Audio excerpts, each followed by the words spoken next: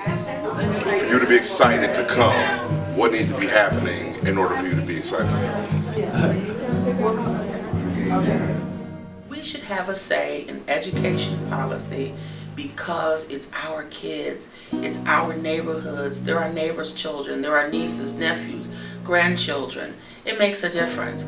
When you have communities and families and parents and youth involved in some of the decision making in the schools, there's a sense of ownership that people feel, you get better involvement, and you get higher achievement.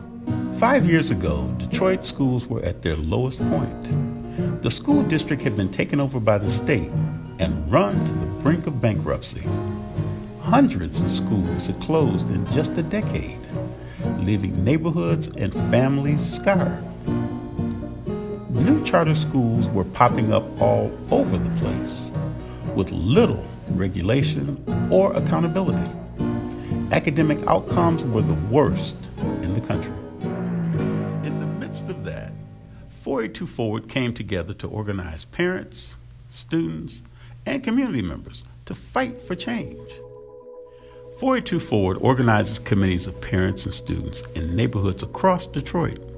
They identify critical issues in their schools, research systemic solutions, and run strategic campaigns to push policymakers to implement those solutions.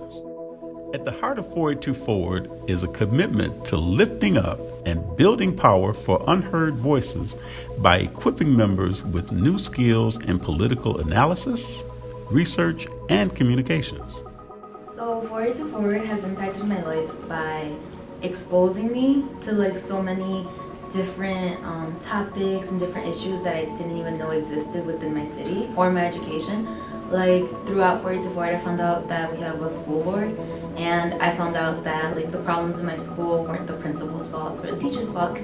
It was the legislators and the school board. So it kind of changed the way that I walked the hallways at school. When I remember freshman year, I would always be man, it's the principal's fault. We don't have books, and that, we don't have resources.